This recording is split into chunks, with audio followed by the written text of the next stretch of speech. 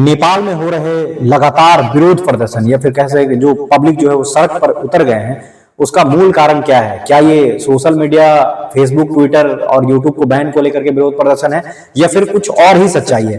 क्योंकि गोदी मीडिया जो है वो लगातार आपको फेक न्यूज दिखा रही है। फेक न्यूज कहने का मतलब है कि ये वैसा न्यूज आपको दिखा रही है जो आपके तक सरकार पहुंचाना चाहती है, आपको सच्चाई नहीं जानने देना चाहती है। तो इसी की हम करेंगे चर्चा और आपको बताऊंगा कि एग्जैक्ट क्यों हो रहा है नेपाल में इतना ज्यादा विरोध, और क्या ये सिर्फ जेएनजी का विरोध है या फिर ये कुछ और ही है। करेंगे इसकी चर्चा और बताऊंगा आपको सारी खबर, ताकि परत दर परत मैं आपको डिकोड कर सकूं सारे खबर को और आपको एक्चुअल में बता सकूं कि एक्चुअल में क्या चल रहा है। तो दरअसल हो ये रहा है कि नेपाल में अभी आप देख रहे हैं काफी विरोध प्रदर्शन हो रहा है, और ये विरोध प्रदर्शन आपने न्यूज चैनल में देखा होगा कि ये न्यूज चैनल वाला दिखा रहे हैं कि जेएनजी विरोध प्रदर्शन कर रहे हैं, जबकि ऐसा नहीं है।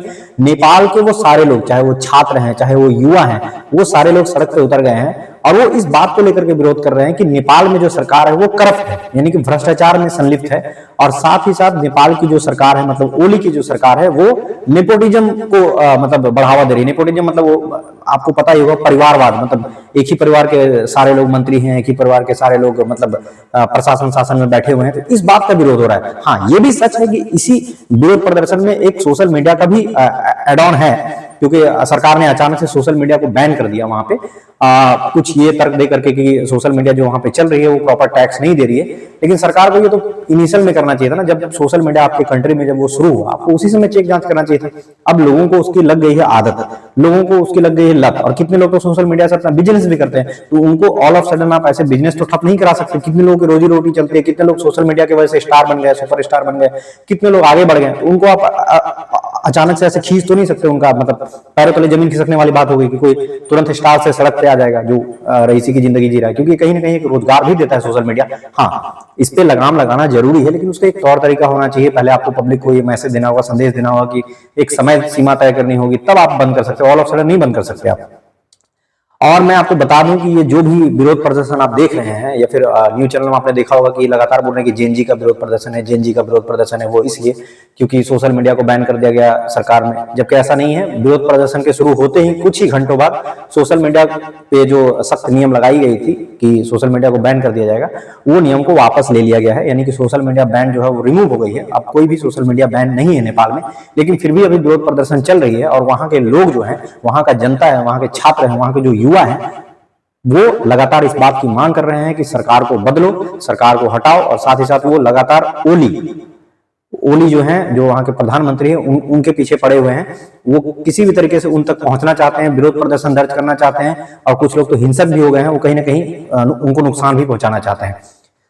अभी आपने वीडियो में भी देखा होगा कि बहुत सारी जगह पे 5 स्टार होटल को कब्जे में ले लिया गया है, उसमें तोड़फोड़ की गई है। बहुत सारे मतलब जो शासन प्रशासन के घर है उनको तोड़ा जा रहा है, पुलिस से लगातार जो है झड़प हो रही है। और इसी झड़प में अभी तक जो आंकड़ा है, जो रिपोर्ट के मुताबिक या फिर जो सरकारी आंकड़ा है, जो पब्लिक डोमेन में अवेलेबल है, उस आंकड़ा के हिसाब से 25 से 30 लोगों की मृत्यु हो चुकी है इस हिंसक प्रदर्शन में। और सारे मरने वाले जो वैसे लोग हैं जो विरोध कर रहे थे। मरने वाले में से कोई भी सरकार या मंत्री के लोग नहीं है। अभी तक जितने भी लोगों की मृत्यु हुई है वो विरोध करने वाले, या तो वो छात्र हैं, या फिर वो युवा हैं, या फिर वैसे लोग हैं जो नेपाल में सरकार से त्रस्त हैं, ग्रसित हैं। तो ये कहीं ना कहीं एक गलत भी बोल सकते हो, दुखद न्यूज है। क्योंकि अगर लोकतंत्र का मतलब तो यही होता है कि आप सरकार का विरोध कभी भी कर सकते हो अगर सरकार गलत काम कर रही है तो, लेकिन उसके बदले में अगर सरकार आपको गोली मार रही है, आपकी जान ले रही है, तो ये सरासर गलत है। और यही बात है कि इस बात को लेकर के वहां के लोगों में आक्रोश जग गया है और गुस्सा आ गया है, और वो और भी उग्र हो गए हैं। मतलब उनका जो विरोध प्रदर्शन था वो और भी ज्यादा उग्र और आक्रामकता देखने को अभी मिल रहा है। आपको याद होगा, ज्ञात होगा कि पिछले साल बांग्लादेश में सेम चीज हुआ था, और बांग्लादेश में शेख हसीना को अपना कंट्री छोड़ करके भागना पड़ा था, और भारत माँ की वो भी शरण ली हुई है। और बांग्लादेश में तख्ता पलट हुआ, सरकार बदली, नया सरकार आई, और बहुत ही मतलब हिंसक प्रदर्शन हुआ था। हालांकि मैं उस चीज को सपोर्ट करता हूं नहीं करता हूं, इसका मैं अभी आपको ब्यौरा नहीं दूंगा, लेकिन कहीं ना कहीं ये हर एक कंट्री में जो हो रहा है, ये एक तरीके से आप देखोगे तो ठीक भी है। लोकतंत्र में जब आपको कोई सरकार पसंद नहीं है तो आपका हक है, आपको ये अधिकार है कि आप उसका विरोध प्रदर्शन करें। और अगर आप विरोध कर रहे हो तो इसका मतलब ये कतई नहीं है कि सरकार आपको गोली मार दे और आपकी जान ले ले। और अगर, क्योंकि लोकतंत्र में सरकार जो होती है वो पब्लिक की होती है, और पब्लिक को अगर आपकी किसी भी पॉलिसी या किसी भी काम को पब्लिक आपकी अगर पसंद नहीं कर रही है तो आपका फर्ज है कि उस काम को बदले या फिर उसमें सुधार करे। लेकिन लगातार सरकार जो है सारा चीज जबरदस्ती पब्लिक पे थोप देती है। कहीं ना कहीं ये हमारे भारत देश में भी देखने को मिलता है कि सरकार कुछ भी डिसीजन लेने से पहले, कुछ भी लागू करने से पहले पब्लिक से राय नहीं लेती है या किसी भी चीज से, और जबरदस्ती हम पे थोप देती है। तो ये एक्चुअल में है। और मैं जैसा कि मैंने आपको पहले भी बोला था कि ये न्यूज को जो है, खबर को है, गोदी मीडिया ऐसे दिखा रही है जैसे कि ये जेएनजी का प्रदर्शन है और ये प्रदर्शन सोशल मीडिया बैन को लेकर के है, जबकि ऐसा कुछ भी नहीं है। ये प्रदर्शन सिर्फ सोशल मीडिया के बैन को लेकर के नहीं है, ये प्रदर्शन सरकार के खिलाफ है, नेपाल सरकार के खिलाफ है, प्रधानमंत्री के खिलाफ है, शासन प्रशासन के खिलाफ है।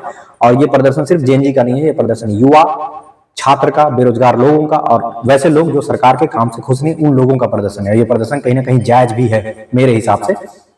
हाँ, मैं हिंसा को सपोर्ट नहीं करता हूँ। हिंसा में चाहे जो भी लोग मर रहे हैं, चाहे विरोध प्रदर्शन करने वाले मरे, चाहे शासन प्रशासन के कुछ लोग मरे, जो भी मरेंगे या मरे हैं, उनका मैं सपोर्ट नहीं करता और वो होनी भी नहीं चाहिए। विरोध प्रदर्शन कभी भी शांति तरीके से या फिर एक तरीके से होनी चाहिए।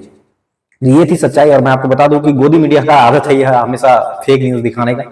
और वो तो कर आपको मैं बहुत बार आपने नेम सुना हो गोदी मीडिया का, फिर भी मैं आपको एक बार डेफिनेशन दे देता हूँ। गोदी मीडिया वैसे मीडिया को कहा जाता है जो सरकार की गोद में जाके बैठ जाए और जो सरकार बोले वही करे, उसी मीडिया को गोदी मीडिया कहते हैं। तो मिलते हैं अगले वीडियो में। अगर आपको ये हमारे वीडियो और ब्यौरा और खबर अच्छी लगती है तो इस वीडियो को जरूर अधिक से अधिक लोगों तक पहुंचाएं। और आप क्या सोचते हैं इस विरोध प्रदर्शन के बारे में, नेपाल में जो अभी चल रहा है उसके बारे में आपकी क्या राय है, ये भी हमें कमेंट सेक्शन में जरूर बताइएगा। क्योंकि पब्लिक का जो राय है वो बहुत मैटर करता है। क्योंकि कहीं ना कहीं ये किसी भी समय हर एक देश में, अभी बांग्लादेश में हमने देखा, अभी नेपाल में देखा, हो ना हो कल को ये इंडिया में, भारत देश में भी हो सकता है। बट अब ये क्या होगा नहीं होगा ये तो कल की बात है, लेकिन आपकी सोच जरूर मैटर करती है। तो आप हमारे कमेंट सेक्शन में जरूर बताइएगा आप क्या सोचते हैं। मिलते हैं अगले वीडियो में, तब तक के लिए जोहार, नमस्कार। मैं हूं सुमित कुमार।